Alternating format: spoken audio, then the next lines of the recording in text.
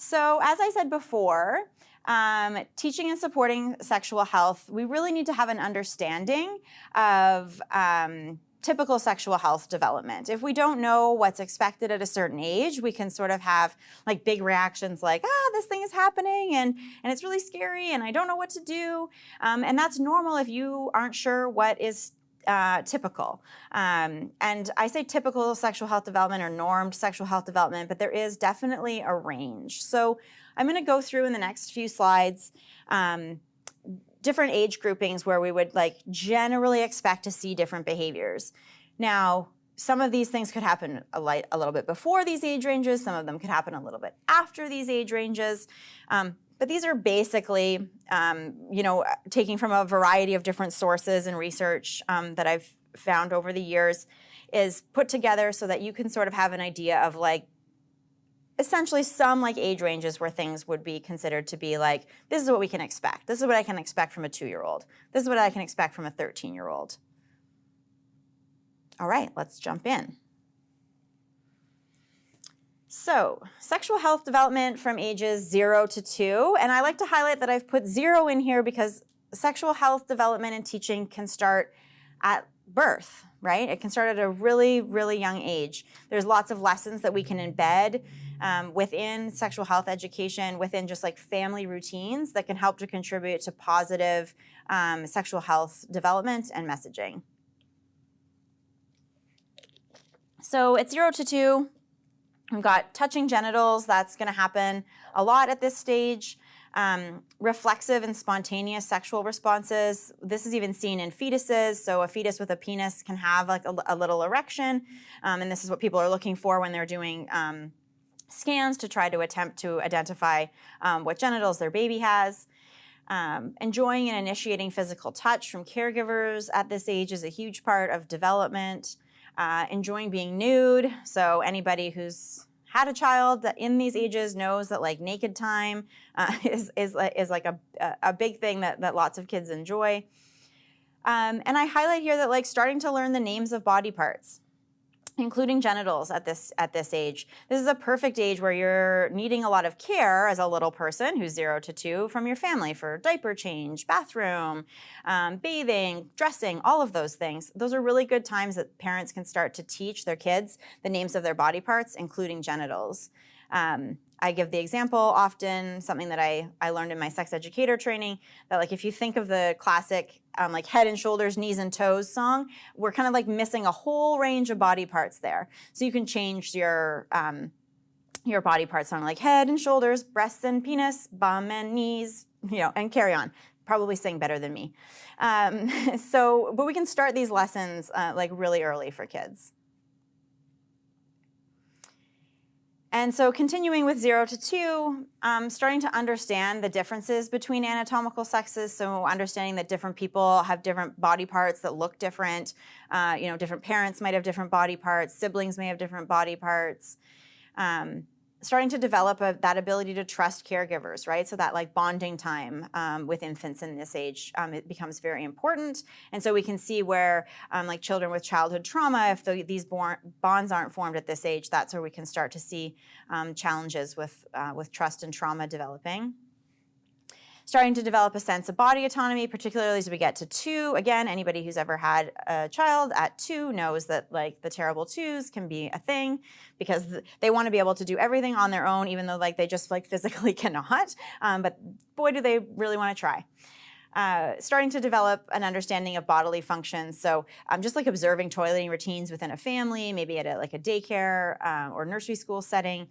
So starting to really understand that the body has like a bunch of different functions, of which toileting is one. And then we're going to the next grouping, which is ages 2 to 5. Again, just like a general sort of like container. And genital touching will continue at this age. At 2 to 5, which is totally typical and expected. We start to see some consensual peer-based body exploration happening at this age.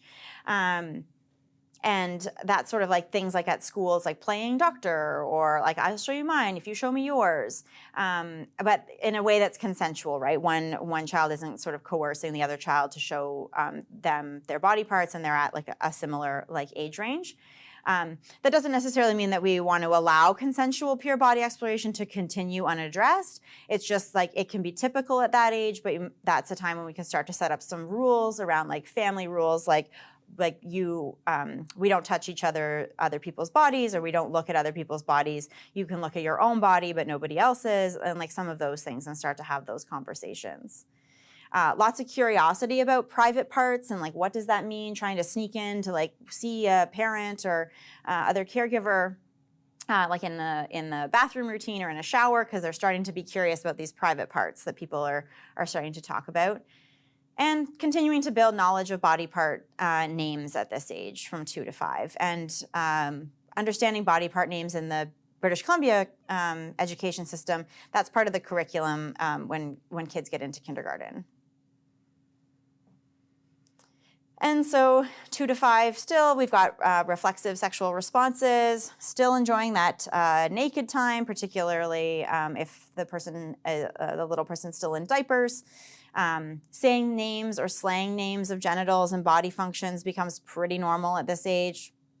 So lots of like penis, poop, pee, all of those sorts of things, and just kind of like saying them over and over and over again. Again, like totally normal. It doesn't mean that we can't try to set up some boundaries and rules, like, oh, like it's fun to talk about penises, or if you're curious about penises, why don't we look at one of your body books, right? And get some books that have pictures of body parts that are age appropriate. We can sort of like redirect some of that language to something that's appropriate.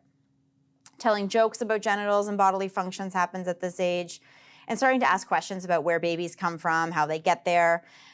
This is often just because kids will be in families where parents will be having another child when they're around that age, if families are choosing to have more than one child, or maybe if they're in like a preschool or school, they may have like teachers or other school staff that are pregnant, and so they start to ask questions about babies and how they get there.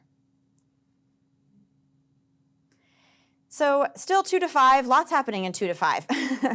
Exploring gender expression and norms through dressing up. So dressing up as different characters. And we can see how at this stage, particularly for those folks watching that are behavior analysts, we can sort of see how reinforcement, so if we're giving like extra praise and attention, when somebody that, is a little boy is playing with like the cars, the trucks, and those things, giving lots of reinforcement to that behavior, and sort of punishing or not, or taking away, or saying like, oh, don't play with those are girls' toys, if they're playing with like Barbies, dress up, those things. So we can see where behavior principles start to enter into some of this stuff just in natural family routines. And so kids start to sort of have that exploration like guided by the environment around them. 2 to 5 is when kids start to learn about privacy, particularly as it relates to like sexuality and nudity. So at this like age, it's at like 5-ish, and again, like different family rules, things like that, but starting to be like being naked is something that we can do in private. Or like you're naked in the bathroom, those sorts of things. Learn body autonomy, so being able to like make decisions for themselves and their own body. Learning the difference between safe and unsafe touch, and secret touch. So if someone tells somebody that something is secret touch, then that can be a red flag for an abusive situation. And then gender identity forming, and I've got an asterisk here. So most folks, reporting back retroactively or retrospectively, sort of say that they knew their gender and their gender identity in this sort of age range. But also wanting to acknowledge that like gender and gender identity shifts and can be very fluid for lots of folks throughout their lifetime, and is also really impacted by society around us, right? If we see more models of different expressions of sexuality, gender, we can start to see ourselves reflected in those things and understand that that is us. And so gender identity starts to form at this age, is often very concrete for lots of folks at this time, but can shift across the lifespan. Okay, so now we're in 6 to 9, and we're at curiosity-based body exploration. So this is where This might be with self. It could be a little bit with peers as well at this age. Again, that can be typical and expected, but we can still set some rules up around what expectations are for that, and what rules are. And starting to seek more privacy. So this is where we'll start to see, more like going into the bedroom, trying to do things in private. Sometimes this is where I start to see more of a shift with some of the folks that I've supported that are like a little bit less aware of like the social pressures around them or the social rules. And so they don't seek the same privacy. So now we're getting into situations where a behavior is typical in terms of what's expected for an age range, but it's atypical in that it's not being done in private and privacy isn't being sought out. So again, and we'll get into this, teaching privacy and what that is and what it looks like, where it is an important lesson. Masturbation starting to happen at this age with more of like a soothing focus. So there's lots of genital touching at ages before, but we start to shift the language around it to be more masturbation, soothing focus. It can happen in public places that can then be shifted with rules to be more private.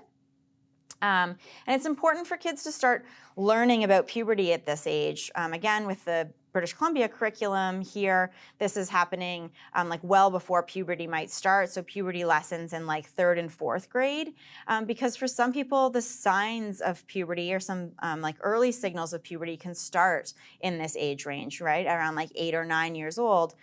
Some people might begin to see some of the changes in puberty. And so if we leave puberty lessons to like 13, 14 years old, where we typically think of puberty is like in full swing, we're missing teaching kids to know what to expect so they can feel confident in managing their own self-care, and asking questions when things start to happen to their body.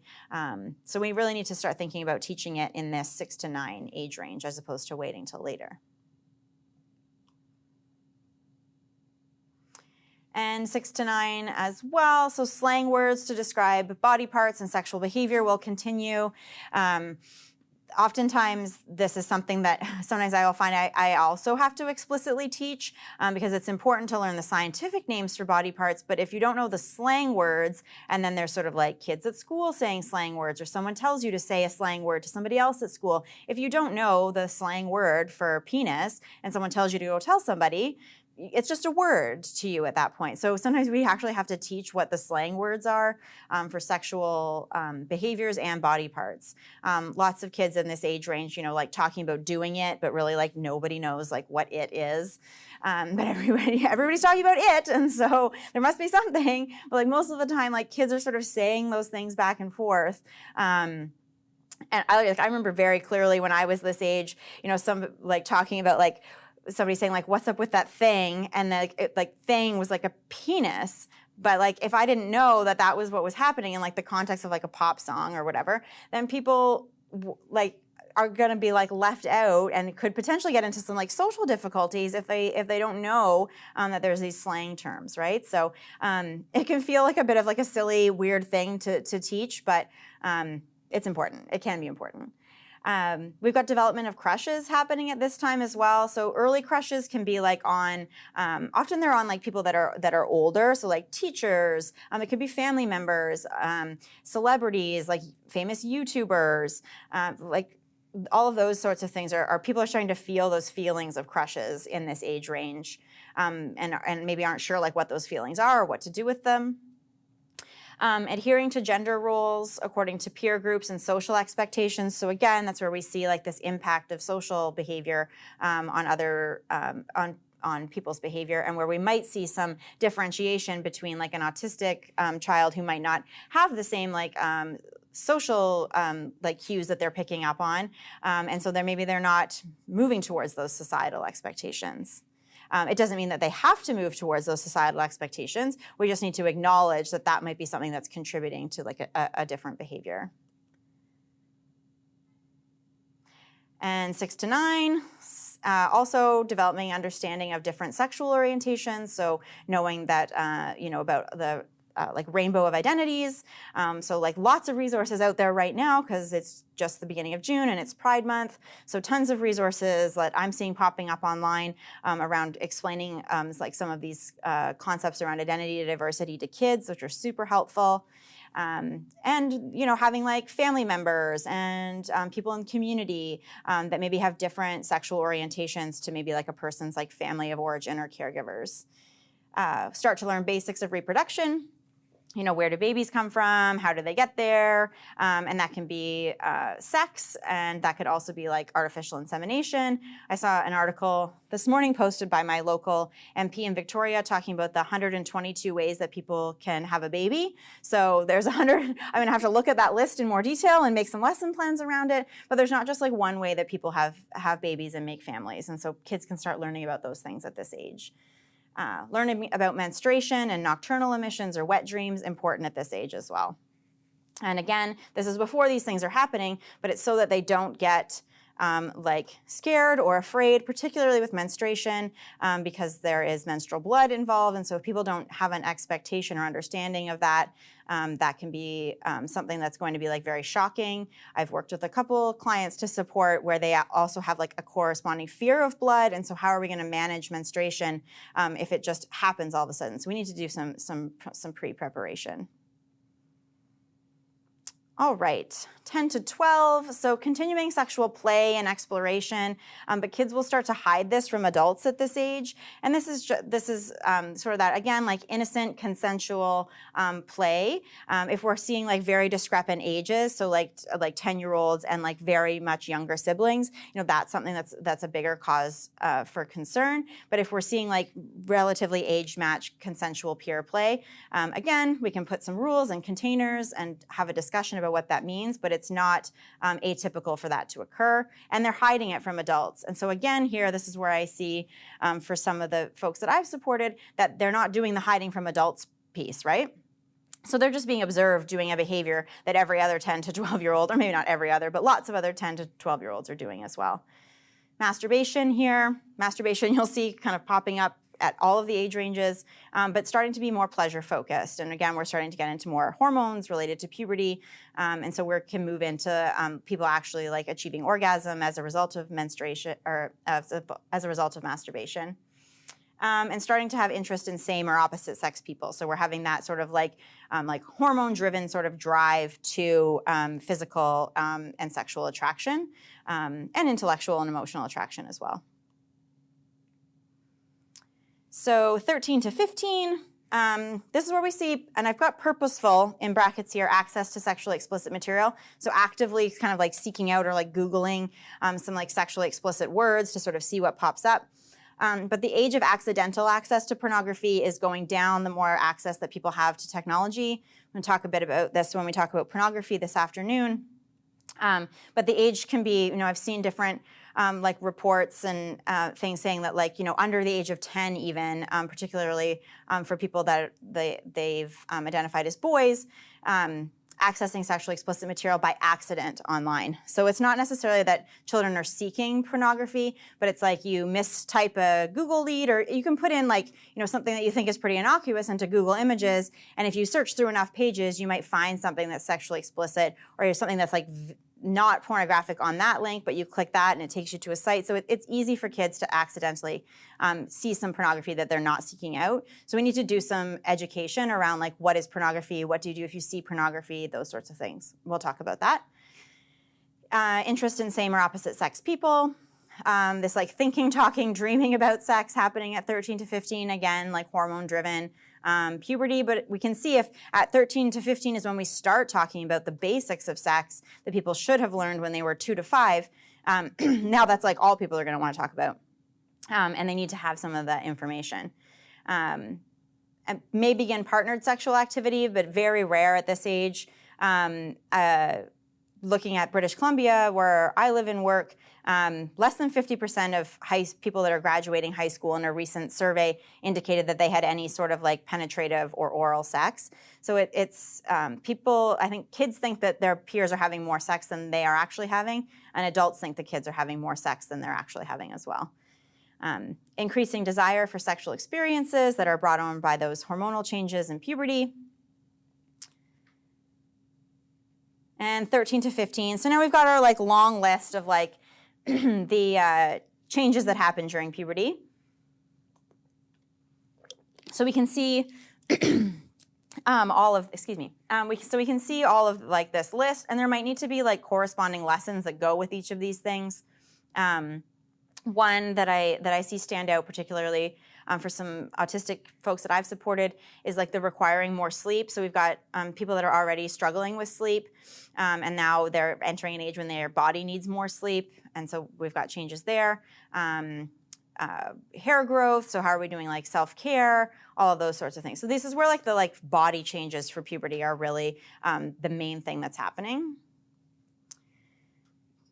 And ages 16 to 18, puberty, like physical changes for some. Now puberty happens at a variety of paces for all different people, but at this age, generally we start to shift less focus on like the body doing physical changes to more of like an emotional or mental shift, and there's changes that come along with puberty for that. Continuing to have a desire for or engaging in sexual experiences, and so that starts to include safer sex decision making. But back when and we were in the like 9 to sort of like 12 or 13 age range, that's when like learning about like contraception and learning about sexually transmitted infections, again here in British Columbia, is part of the curriculum. So those are the ages where we want to start to expose kids to thinking about safer sex decision making, both in terms of like relationship structures, healthy and unhealthy relationships, so that when they are 16 to 18, and if they do choose to have sexual interactions with another person, then they can make some safer sex decisions.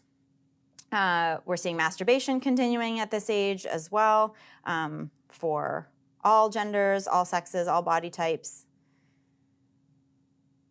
Continued interest in romantic relationships at this age. And then also, I think it's important here, and this could be like 16 to 18, definitely. It could be young, and it could be younger as well, but starting to really develop skills for ending relationships. So how do we handle rejection? And this isn't necessarily just sexual relationships. This could be friendships as well, right? How do we manage when friendships end?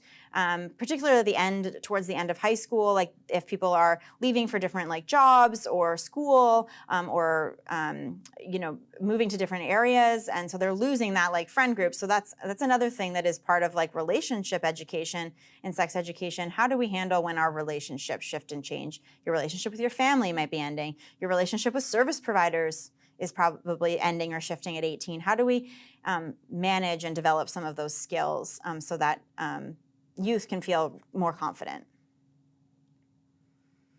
And then I sort of like put into like like a bigger grouping of like 19 to 30. More probable sexual activity with partners. So like as people get older, the likelihood that they will start to engage in some sexual activity with a partner is going to become like greater and greater likelihood. Not everybody will make that decision, but we need to recognize that it's going to be more probable. And so we need to continue to think about contraception, safer sex decision making. If we're moving sort of like off of family health plans, how are we accessing contraception? What are some community resources to do that? If you've had like a prescription paid for years and now you can't do that, do we know how to teach somebody to go to a local sexual health clinic to be able to get their like birth control prescription filled, for example? Masturbation continuing at this age, and then starting to engage in decision-making about partners, marriage, family planning, and ending relationships. So again, a kind of across the lifespan, but like we need to learn how to like manage rejection if we are a person that is on the end of a relationship ending not by our choice, and how do we end a relationship with somebody else in a way that's like thoughtful and caring. And so then we've got 30 to 45, partner selection, sexual activity continuing. Really a focus in this age range around maintaining relationships, and what does that look like? Again, it could be sexual, romantic relationships, but it may also be friendships. Masturbation appears yet again. Parenting, so if people are choosing to become parents, at this age, then how do we teach people to teach sex education to their own children? and needing to be able to make some of those decisions. We need continued decision-making about contraception and safer sex, and continuing skill development and ending relationships. So that could be something that people won't have a lot of fluency with until they've done it a few times. But people might need to have those skills still in this age range. Partner selection from 45 to 65, sexual activity, maintaining relationships, masturbation, lots of the same things. Some new stuff in this age range would be like maybe parenting or grandparenting. We need to continue decision-making about contraception and safer sex, even past the point where somebody might be able to conceive a child, like after menopause. Safer sex decisions still need to be made, so we can't forget about just because somebody maybe is like living in a residential facility and they're, past the point of being able to conceive a child physically, biologically, they could still contract a sexually transmitted infection. So we still need them to be able to have that skill set. Ending relationships, including death of partners and loved ones, so that part of the relationship education. Menopause or andropause, so those changes in sex hormones for both genders, all genders. And 65 plus, so we started at 0 and we're going to 65 and over. The body responds sexually, but more slowly. So this could be important if anybody is supporting folks that are quite a bit older. Something that might have been an effective routine, sexuality or sexual health routine that was working for them for a long time may no longer work because just of physical body changes. A continued need for touch and affection at this age. Sexual activity, non-sexual health concerns can impact sexuality and sexual expression. So we've got, other sort of health conditions or mental health conditions. Masturbation continuing, possible grandparenting, still needing to make safer sex decisions, particularly with regard to sexually transmitted infections and appropriate relationships, safe and healthy relationships at this age, and death of partners and other loved ones continues at this age as well.